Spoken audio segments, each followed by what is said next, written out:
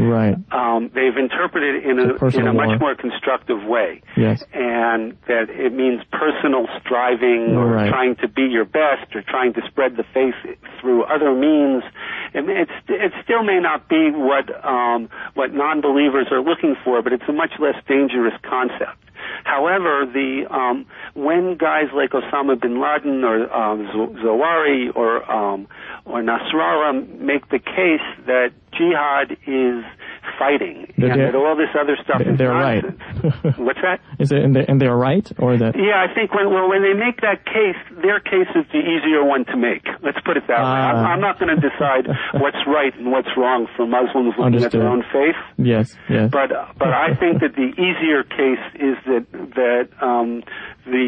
Muhammad had fighting in mind, or at least had it in mind as and there are other things. Like the notion that you can't convert out of the faith. Yes. That strikes me as pretty far from progressive. And that if you have that idea built into your religion, then or another one is a lot of religions have at various times paid attention to blasphemy. And that the idea that no one can speak against the faith, but that right now that's far stronger in Islam than in any of the other religions, and that is a very dangerous belief, and it pretty clearly has its origins in the original texts. Wow, that's intriguing, huh? 888-503-0802. You're listening to the Infidel Guy Show, and we're with Dr. Neil Kressel, social psychologist. And we're talking about a lot of the content in his book, Bad Faith, The Danger of Religious Extremism. The lines are open, and if you have any questions, again, you can type them in red. If I'm missing them, again, just hold tight.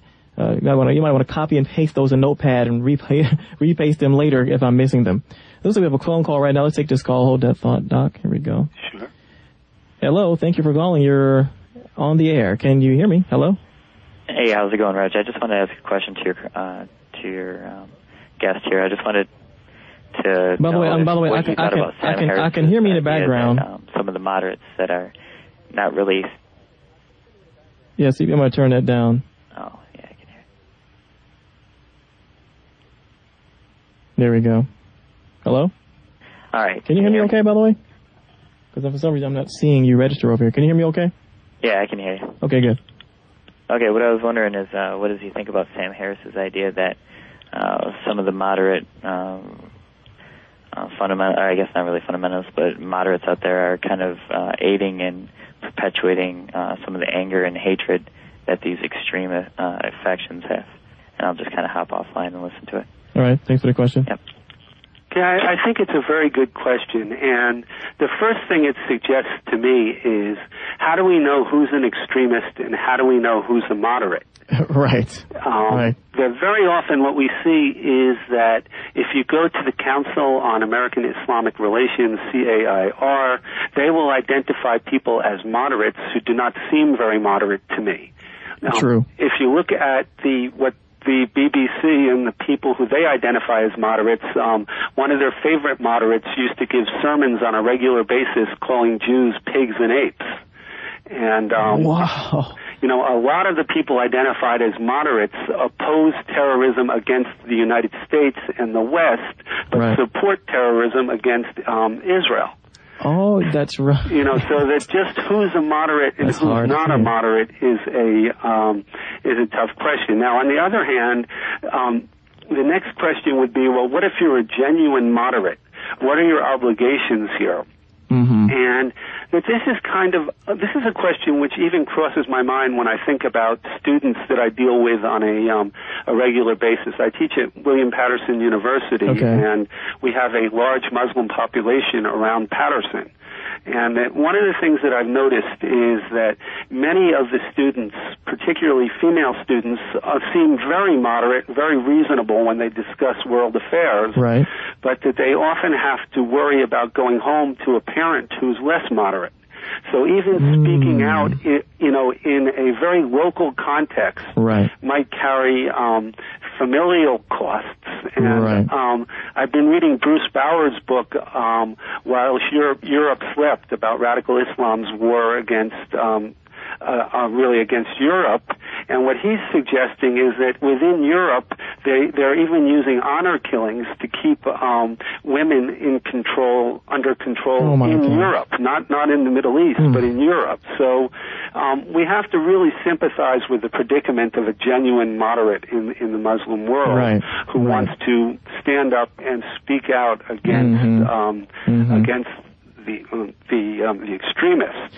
Yeah, it's interesting. I note that in this country, with some of the more moderate or liberal Christians, for instance, they're not fundamentalists. Obviously, they're not fundamentalists. They don't support a lot of fundamentalist ideas when you ask them, and they will openly talk out against some of the fundamentalist ideology. But yet, when it comes time to vote, or something like that, or when a fundamentalist group cries foul for whatever reason, that they're being attacked or they're being oppressed, whatever, the moderates and liberals, Christians, will side right with them a lot of the times. And it's like, oh my gosh, what are you doing? I mean, you just said you're liberal or moderate, and now all of a sudden you're supporting the fundamentalists. What are you doing here? And there the cost is often much less than for somebody in the Middle East. Yes. Because in the United States, what can happen is a candidate can not get elected, or you can lose some support, or you can be denounced in the media, but there really is no physical risk from the Christian right. From most of the Christian right. There's the Christian identity movement, and the type of guys who like Timothy McVeigh. But I don't think of that as fundamentally a religious extremist movement. It is extremist, but I think the motivation is more political there than religious. If you're looking at the religious right in the United States, I don't see it as the same sort of threat as the Muslim extremist threat. Really? I do see the Muslim extremist threat strikes me as more similar to the Spanish Inquisition type of threat.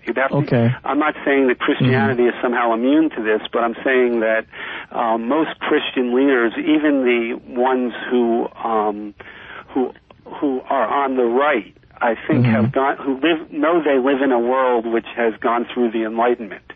And I think that while their own views aren't very enlightened, they've learned to play by some of the rules. Now, that could change, but I'm not expecting. And when I see things like the LaHaye and Jenkins books and some of the crazy things that these people believe, it certainly doesn't give me a sense of comfort to know that millions and millions of people are reading these books and taking them seriously. That's right. But I'm not seeing a violent danger. If you can, if you publish works that are extremely hostile to Christianity in the United States, or artworks that are very blasphemous, you get denounced. Maybe you lose some federal funding, but nobody's killing you. Well. Well, not often. I don't know. I mean, you must be exposed to an awful lot of hostility. Yes. I get stories now and again where people have been killed because they're non-believers. Yes. But no, I don't see. I think that it's not happening the same way. I see what you mean. There's no organized, huge, massive movement as far as we know, unless maybe Blackwater's contracted, but we don't really know yet. As far as we know, there's a massive movement of people who are actively seeking. Because I think you're right. I mean, we do have our small minority voices who speak very loudly, and we hear these guys like, as you know, there are some pastors who cry out that homosexuals should be put to death. Right. Also, the people in my book, I have a whole chapter devoted to the people who kill abortion doctors. Right. And that strikes me as a similar mentality to the mentality in the Muslim world. Oh, indeed. It's pretty much I think a similar sort of person with a similar set of values. But on the other hand, for the most part, that's pretty roundly denounced by the Christian mainstream, and even if you go to some of the conservative Baptists who are very hostile to abortion, they're still pretty clear about denouncing them. Even Ashcroft, was very clear about saying that these people are major public enemies, and these are not people who the Christian right supports in any way. Now, you don't find that sort of denunciation from the main leaders of Islam. That's true. So I think that the difference is not in the psychology of the individuals or in the wholesomeness of what they're believing. I think they're equally evil.